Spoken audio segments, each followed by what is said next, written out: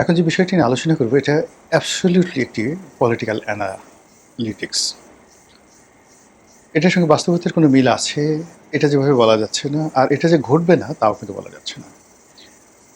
মূলত দুবাইতে বেনজিরকে গ্রেপ্তার করা হয়েছে, এই খবরটি সারা বাংলাদেশের আনাচে কানাচে আওয়ামী লীগের যারা তৃণমূলে গেয়ার আপ হয়েছিলেন বিভিন্ন মানুষ, তারা ভীষণভাবে আতঙ্কিত অনুভব করছেন। আওয়ামী লীগের যে সকল এজেন্ট, যে সকল কর্মী, যে সকল শুভানুধ্যায়ী যারা সরকারের মধ্যে আছেন, রাষ্ট্রযন্ত্রে মানে প্রশাসন যন্ত্রে আছেন, যারা ব্যবসায়ীদের মধ্যে আছেন, জনগণের মধ্যে আছেন, ভুল পাল্টে গেছেন, কেউ জামাতে মিশেছেন, কেউ বিএনপিতে মিশেছেন, তাদের সবার মধ্যেই এক ধরনের আতঙ্ক দেখা দিয়েছে। এবং এটাই জীবন। এটা জীবন এই কারণে যে মানুষ আশা এবং নিরাশার দোলাচলে চলতে থাকে। যেমন ধরেন আপনি খুব বেশি আশাবাদী একটা বিষয়, ভীষণ রকম আশাবাদী, তো অনেকদিন খুব স্বপ্ন দেখলেন, আজ এটা হবে, কাল এটা হবে, পরশু এটা হবে, কিন্তু হঠাৎ করে ছোট্ট একটা দুর্ঘটনা ঘটলো। সেই দুর্ঘটনা অন্য সময় হলে আপনার গায়ে লাগতো না। যদি বিপদের দিনে আপনার এই দুর্ঘটনাটা ঘটতো, আপনি হয়তো গায়েই মাখতেন না। কিন্তু আপনি যেহেতু একটা সুখের স্বপ্ন দেখছেন, ঠিক সেই সময়টিতে এরকম একটি বিপদের ঘটনার সামনে আসার সঙ্গে সঙ্গে আপনার, যাকে বলা হয়, সমস্ত হিসাব এলোমেলো হয়ে যাবে। তো সেই দিক থেকে আওয়ামী লীগ গত 2 মাস ধরে, অর্থাৎ সরকারের প্রথম 1 মাস তারা আশায় ছিল তারেক রহমান সাহেব তাদেরকে একটা সুযোগ দেবে, রাজনীতি করার অনুমতি দেবে, এবং যেহেতু আমরা ভোট দিয়েছি, আমরা সরকারের অংশীদার হব, খুব দ্রুত নেত্রী ফিরে আসবে, আমরা ইলেকশন করতে পারবো, রাজনীতি করতে পারবো, অফিসগুলো খুলে দেবে, এরকম 1 মাস তারা বেশ একটা গিয়ার আপের মধ্যে ছিলেন। কিন্তু পরবর্তীতে দেখা গেল যে না, কিছুই হচ্ছে না, আগের মতো মব হচ্ছে। আওয়ামী লীগ অফিসগুলোকে খোলার চেষ্টা করেছেন, সেখানে আরও বেশি অতীতের ইনুস জামানার চাইতেও বেশি জুলুম অত্যাচার হচ্ছে। তারপর 32 নম্বরের সামনে দাঁড়াতেই দেওয়া হচ্ছে না। এখানে ছেলে নেই, বুড়ো নেই, নারী নেই, পুরুষ নেই, যারাই 32 নম্বরের সামনে একটু দাঁড়াচ্ছে অমনি পুলিশ এবং বিএনপি যারা নেতাকর্মী তারা হামলে পড়ছেন। তখন আওয়ামী লীগের লোকজনের মধ্যে একটা, যাকে বলা হয়, মানে একটা প্রশ্নবোধক চিহ্ন, একটি আশ্চর্যবোধক চিহ্ন, এক্সক্লামেটরি, সাইন আপ এক্সক্লামেটরি, এটা শুরু হয়ে গেল। এ কি হলো? আমরা ভারতের কথা মতো, দাদাদের কথা মতো ভোট দিলাম। শেখ হাসিনা নির্দেশ দিয়ে দিলেন, আওয়ামী লীগের বড় বড় নেতারা দিল্লি থেকে, কলকাতা থেকে তাদেরকে নির্দেশনা দিলেন যে তোমরা বিএনপিকে ভোট দাও, বিএনপিকে ভোট না দিলে জামাত ক্ষমতায় চলে আসবে, আর জামাত যদি ক্ষমতায় আসে তা আজীবনের জন্য আমরা নিষিদ্ধ হয়ে যাব, কাজেই মন্দের ভালো বিএনপিকে ভোট দাও। কিন্তু বিএনপি ক্ষমতায় আসার পরে ঘটনাগুলো এমনভাবে ঘটলো, সবাই মনে করলো যে আরে এর সাথে তো ইউনূসের জামানাই ভালো ছিল। সেখানে কারোর ক্ষমতা ছিল না, বিএনপির ক্ষমতা ছিল না, জামাতের ক্ষমতা ছিল না, এনসিপির ক্ষমতা ছিল না, একটা মগের মূল্য ছিল। আর সেই মগের মূল্যকের মধ্যে যারা একটু মপ করার চেষ্টা করতো তাদেরকে খুব সহজে কিছু মালপানি দিয়ে, কিছু সাহায্য করে, সহযোগিতা করে তাদেরকে ম্যানেজ করা যেত। তো এটিতে ভালো ছিল। কেন আমরা এই ঝামেলায় জড়াতে গেলুম? এই যখন কথাবার্তা, ঠিক সেই সময়টাতে হঠাৎ পার্লামেন্ট আইন করে সরকার আওয়ামী লীগকে নিষিদ্ধ করলো, আওয়ামী লীগের মাথায় বাস পড়লো। হায় হায়, এ তো দেখি মানে যুদ্ধ ছাড়া কোনো বিকল্প নেই। আওয়ামী লীগের কপালই এরকম, তারা মনে করলো যে আমাদের বোধহয় সারাটা জীবন এইভাবেই মানে নিষিদ্ধের বিরুদ্ধে, তারপরে ক্ষমতার বিরুদ্ধে, আমেরিকার বিরুদ্ধে লড়াই করে আমাদেরকে আসলে সব কিছু অর্জন করতে হবে, কারো দয়া মায়া চলবে না।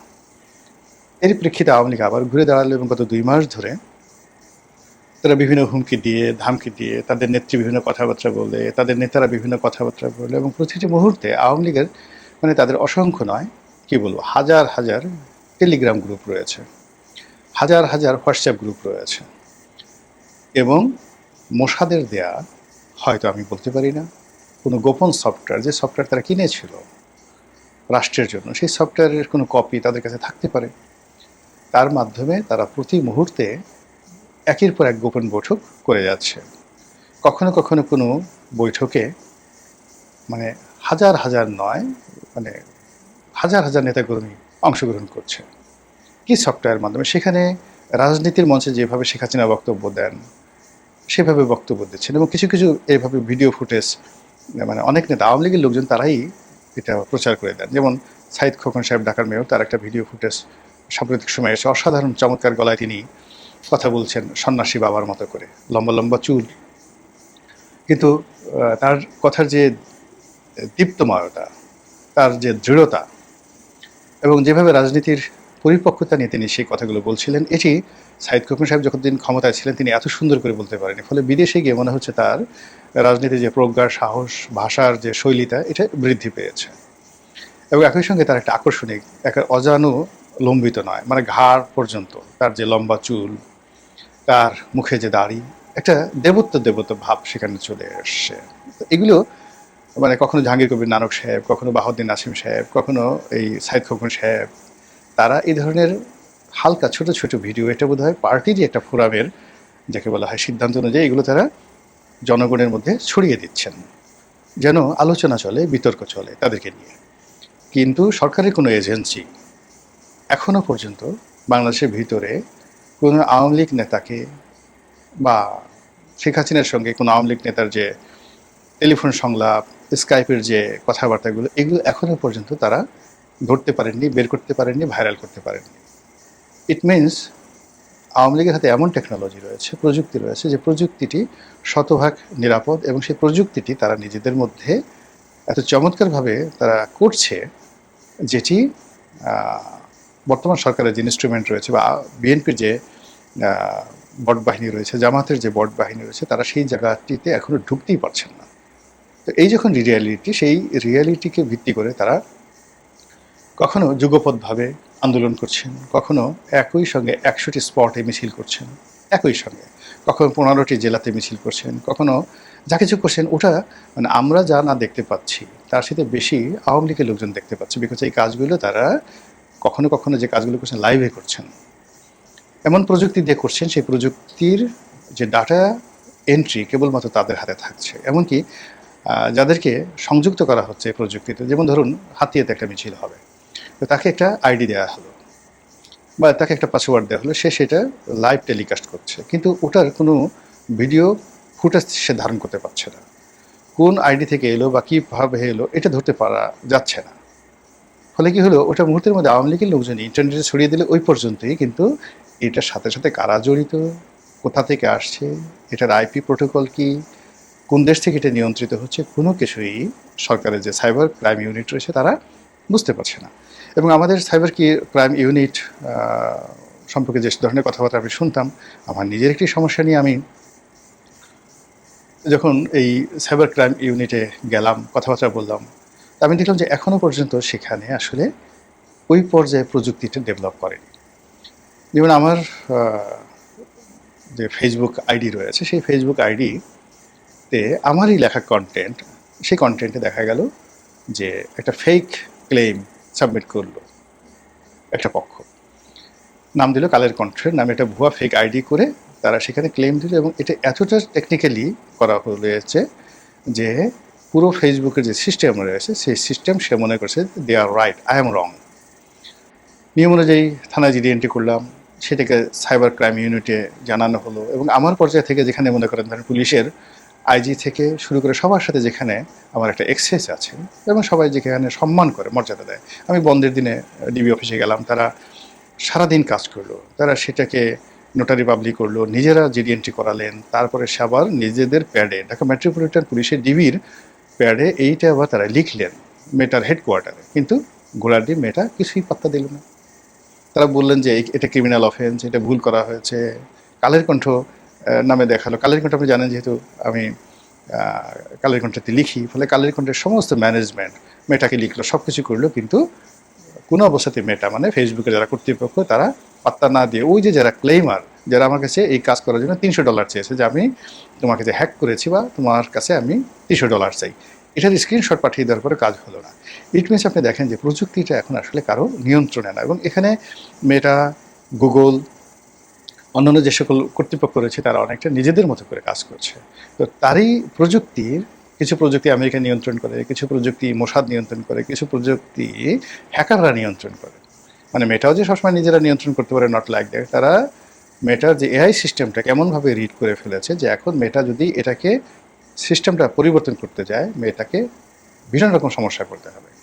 তো এরকম একটা কমপ্লেক্স অবস্থার মধ্যে আওয়ামী লীগ প্রযুক্তি ব্যবহার করে তারা যে সমস্ত কর্মকাণ্ড চালাচ্ছে বা যে সমস্ত কাজকর্ম চালাচ্ছে সেটা সরকার এর দ্বারা কেবলমাত্র ক্ষতিগ্রস্ত হচ্ছে, কিন্তু কোনো বেনিফিট পাচ্ছে না। তো এই কারণে কী হলো, আওয়ামী লীগ এই যে যা কিছু করছে তারা নিজেদের মধ্যে প্রচার করে প্রোপাগান্ডা করে তারা নিজেদেরকে গিয়ার আপ রাখে, এবং গিয়ার আপ রেখেই এই যে যখন তারা বলে আপা আসছেন, আপা বললেন আমি 6 মাসের মধ্যে আসছি, হাসির মঞ্চ রেডি করো ইত্যাদি ইত্যাদি, এগুলো করে তারা একটা সুখ স্বপ্নে ভাসতে থাকে। অনেকে হয়তো বলে যে আজকে বৃষ্টি হয়েছে, আপা আসবেন, শুনে খুব মনটা ভালো, তো ভুনা খিচুড়ি করো, ভালো করে পোলাও রান্না করো, কোরমা রান্না করো, যার যেটা পছন্দ, বা আমি আজকে বার্গার খাবো, আজকে আমি 5 স্টার হোটেলে খাবো। কেউ হয়তো বলতে পারে যে আমি আজকে মনের আনন্দ, খুব আনন্দ, আমি আজকে একটু মদ খাবো। তো যে যার মতো করে এটাকে চেয়ার আপ করছে, আনন্দটাকে চেয়ার আপ করছে, এবং পুরো আনন্দটাই কিন্তু ইলিউশন, মানে কল্পনা থেকে, যার সঙ্গে কোনো বাস্তবতা নাই। এরকম যখন মানুষ একটা ইলিউশন জগতে পড়ে যায়, ওই জায়গাতে সামান্য একটু ছোট্ট দুঃসংবাদ আসলে, ক্ষতি আসলে মুহূর্তের মধ্যে মাটিতে পড়ে তারা গড়াগড়ি করে। আওয়ামী লীগের অনেক দুর্দশাগ্রস্ত নেতা বাংলাদেশে যারা পালিয়ে আছেন, অনেকে টেলিফোন করে বলে ভাই কী মানে শুনলাম আপা আসবে ইত্যাদি ইত্যাদি খবরগুলো তারা শেয়ার করে। আর আমি যখন বলি যে না রে এটা হবে না, আগামী 20 বছরে পলিটিক্যাল কোনো স্ট্যাবিলিটি আসবে না, কোনো সলিউশন নেই, এখন বিএনপিকে যেটা দেখছো এরকম দুঃসময় বিএনপি খুব দ্রুত আসবে, তো এই কথাগুলো যখন বলি তারা তখন একটা মাটির সঙ্গে মিশে যায়, বলে যে ভাই এখন অনেকে ভয় টেলিফোনও করার যে আপনি খুব বেশি নির্মম সত্য কথা বলেন, আমার একটু আশা ভরসা নিয়ে পালিয়ে আছি, বেঁচে আছি, কিন্তু আপনার কথা শুনলে মনে হয় মরে যাই। তো এরকম একটি অবস্থায় যখন আওয়ামী লীগের সাবেক আইজি, মানে এখানে আসলে তাকে রাষ্ট্রের আইজি বলার চেয়ে মানুষজন আওয়ামী লীগের আইজি বলতে পছন্দ করেন, বেনজির আহমেদ, তিনি দুবাইতে ধরা পড়েছেন, এরকম একটা খবর ছড়িয়ে পড়েছে। আর এই খবর ছড়িয়ে পড়ার পর যারা দেশের ভিতরে পালিয়েছেন, দেশের বাইরে পালিয়েছেন, সবার মধ্যে একটা আতঙ্ক ছড়িয়ে পড়েছে। দুবাইতে আপনি জানেন যে শামীম ওসমান সাহেব আছেন, অনেকে মানে এই যে শফিক নামে একজন ভদ্রলোক আছেন যাকে সবাই ডাস্টবিন শফিক বলেন, গালি দেন, যদিও আমি তাকে কখনোই ডাস্টবিন শফিক বলতে রাজি নই। জনাব শফিক প্রেস সচিব ডক্টর মোহাম্মদ ইউনূস, তো তিনি বললেন যে এই লোকটি ধরা পড়েছে, বেনজির খুব বাজে একটা শব্দ, স্বভাবত তিনি যেরকম শব্দ ব্যবহার করেন সেই শব্দ ইউজ করে এরপরের পালা কার, অমুকের অমুকের, স্পষ্ট তিনি ইঙ্গিত করলেন যে দুবাইতে আমরা এর আগে একটা ছবি দেখেছিলাম, অনেকে দুবাইতে পালিয়েছেন, এর মধ্যে সাবেক ভূমিমন্ত্রী জাবেদ ছিলেন, শামীম ওসমান সাহেব ছিলেন। তো বলার চেষ্টা করছেন যে সরকারের কর্মকুশলতায়, আমেরিকার কর্মকুশলতায়, আন্তর্জাতিক অঙ্গনের যে বাংলাদেশের ক্রিমিনালদের সম্পর্কে, যাদেরকে সরকার ক্রিমিনাল মনে করে এই মুহূর্তে, তাদের উপর থেকে আন্তর্জাতিক অঙ্গন হাত উঠিয়ে নিয়েছে এবং তাদেরকে একে একে ধীরে ধীরে প্যাকেট করে বাংলাদেশে পাঠানো হবে। আর এর ধারাবাহিকতায় ধীরে ধীরে ধীরে ধীরে কলকাতার লোক ধরা হবে, ধীরে ধীরে লন্ডনে যারা আছেন তাদেরকে ধরা হবে, ইটালিতে যারা আছেন, আমেরিকাতে যারা আছেন তাদেরকে ধরা হবে, এবং সবার শেষে শেখ হাসিনাকে পাঠানো হবে। তো এই যে আওয়ামী বিরোধী শক্তিগুলো আবার এই যে ন্যারেটিভ করার সুযোগ পাচ্ছে, এটাকে তাৎক্ষণিকভাবে আসলে আওয়ামী লীগের লোকজন মোকাবেলা করতে পারছে না, তারা হতাশ হয়ে যাচ্ছেন, হায় আল্লাহ আমাদের এখন কী হবে, বেনজির সাহেবের মতো লোকজনকে ধরে ফেললো, তাহলে আমি একজন অল্প কয়েকদিনের মন্ত্রী ছিলাম, সংসদ সদস্য ছিলাম, এখন লন্ডনে পালিয়ে আছি, আমাকে যদি ধরে ফেলে, আমার বিরুদ্ধে বাংলাদেশে মামলা আছে 10-12টা 20টা 25টা 100টা, আমাকে ধরলে কী হবে। এই যে টানাপোড়েন, এই টানাপোড়েনের মধ্যে দেশ চলছে, কোথায় গিয়ে এটি স্থির হয় একমাত্র আসমানের মালিকই বলতে পারবেন। আসসালামু আলাইকুম রহমতুল্লাহি ওয়া বারাকাতুহু।